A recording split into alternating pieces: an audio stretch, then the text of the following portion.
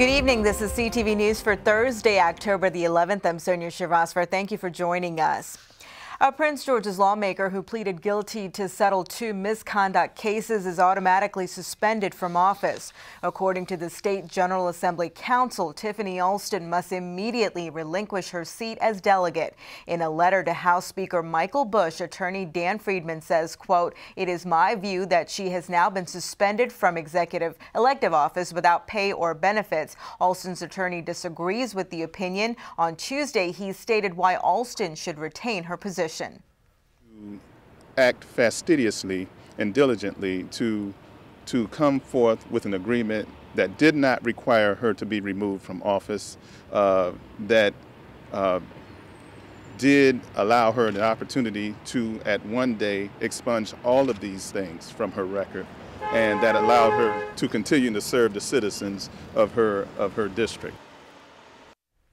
In June, a jury found Alston guilty of using $800 in state money to pay an employee in her firm. She also pleaded no contest to charges that she used campaign money to pay for her wedding expenses. Alston's suspension has triggered the process for appointing a person to temporarily fill her position. The Democratic Central Committee for Prince George's County has 30 days from Tuesday to forward names to the governor, who then has 15 days to select a replacement. Abdullah says he will challenge efforts to replace Alston. A DNA match links police to a man who allegedly committed a murder 7 years ago. 41-year-old Marcus Brown is now under arrest for the death of 49-year-old Reginald Taborn in May 2005. Police found Taborn stabbed to death in his Chillum home. Police say items found near the victim's body matched a sample of Brown's genetic material in the FBI's convicted offender DNA database.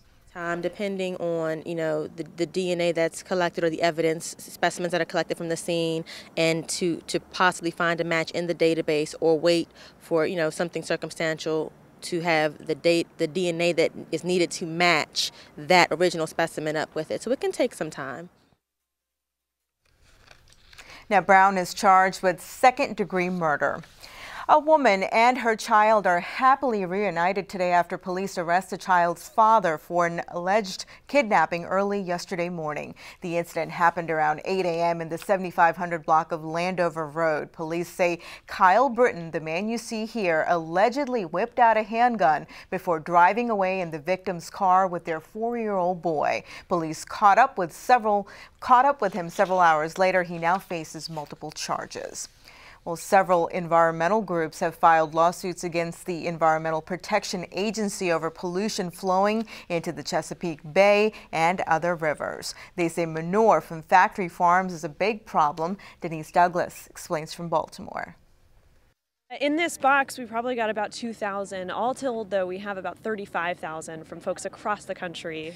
This is just one of many boxes filled with thousands of petitions that are headed to the Environmental Protection Agency's office. We ask people, on the streets, at their doors, if they would like to sign these petitions, and most folks are really excited to put their signature down. As Meg Cronin with Environment Maryland explains, everyone who signed one is concerned about factory farm runoff, or simply put, manure from ag farms where chickens, cattle, and other livestock are raised. The nitrogen and phosphorus in the manure is bad for the Chesapeake Bay and other waterways. Giant factory farms across the country generate approximately 300 million pounds of manure annually. That's triple the amount of waste generated by the U.S. human population alone. Not only is there pathogens in the manure that's running off, but there are other things that animals are excreting into their waste. And those are antibiotics, they're heavy metals, and there are also other types of chemicals that are used in agribusiness. They want the EPA to put in place tougher regulations that will minimize the pollution. I generate manure and I generate nutrients. Meat farmer Will Morrow fears what the future will look like for creeks and the bay if the agency doesn't take action.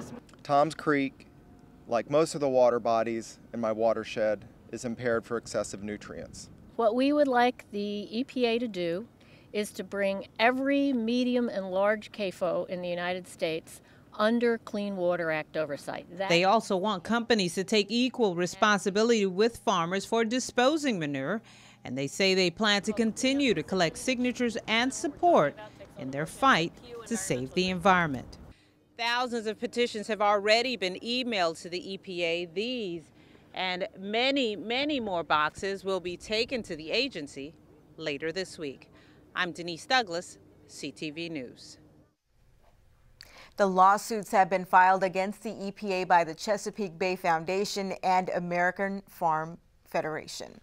Well, gambling expansion won't produce the kind of revenue supporters say it will. This according to the study recently issued by the think tank Maryland Public Policy Institute. The report says about 45% of the money promised by a casino in Prince George's is existing gaming revenue. The finding comes as both opponents and proponents are spending millions of dollars to sway voters on the issue. Question 7 supporters have said the expansion will generate nearly $2 million annually for Maryland schools. Meanwhile, leaders, including County Executive Sharon Baker, will hold a press conference regarding Question 7 tonight in Upper Marlboro.